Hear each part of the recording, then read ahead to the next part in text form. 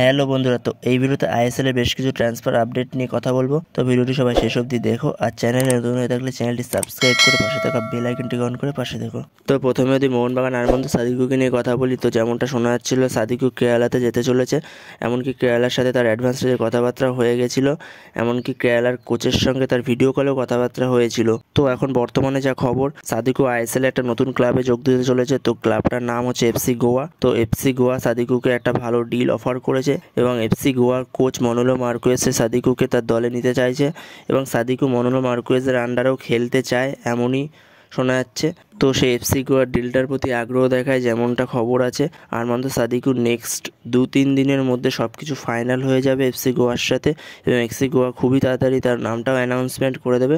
তো official announcement আসলে তখন তোমাদের জানিয়ে দেবো এই বিষয়ে। তো এবার সেখানে মোহনবাগানে একটা স্লট ফাঁকা হয়ে যাচ্ছে গ্রেগ স্টুয়ার্টকে সাইনিং করানোর জন্য। তো যেমনটা আগের ভিডিওতেই জানিয়েছিলাম যে গ্রেগ স্টুয়ার্টের সাথে অনেক দূর অবধি কথাবার্তা হয়েছে মোহনবাগানের। তো সব কিছু ঠিকঠাক থাকলে গ্রেগ স্টুয়ার্টের সাইনিংটাও খুব তাড়াতাড়ি আমরা দেখতে চলেছি। এর পরের আপডেটটা হলো বেঙ্গালুরু এফসিকে নিয়ে। তো বেঙ্গালুরু এফসি তাদের 6 নম্বর বিদেশি প্লেয়ারটা কনফার্ম করে ফেলেছে এবং অফিসিয়ালি অ্যানাউন্সমেন্টও করে দিয়েছে। সে হচ্ছে একজন স্প্যানিশ প্লেয়ার, পেড্রো ক্যাপো। খুবই ভালো একজন প্লেয়ার, তার বয়স হচ্ছে 33 বছর এবং সে অনেকগুলো পজিশনে খেলতে পারে, যেমন centre back, right back, left wing, right wing, কিন্তু মেনলি সে সেন্টার মিডফিল্ডের প্লেয়ার। তো পরের আপডেট হলো পাঞ্জাব এফসি লুকা ম্যাথসনকে নিয়ে। তো লুকা ম্যাথসনকে পাঞ্জাব এফসি অফিসিয়ালি বিদায় জানিয়ে দিয়েছিল এবং এখন যেরকম খবর, এই লুকা ম্যাথসনকে আবারও রিসাইনিং করাতে চলেছে পাঞ্জাব এফসি এবং এই পাঞ্জাব এফসি সর্বপ্রথম সাদিকুর সাথে কথাবার্তা বলেছিল এবং সাদিকুর প্রতি ইন্টারেস্ট দেখিয়েছিল।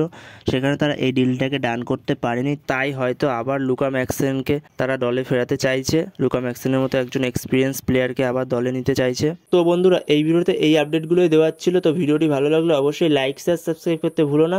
তো নেক্সট ভিডিওতে দেখা হচ্ছে, ততক্ষণের জন্য বাই বাই।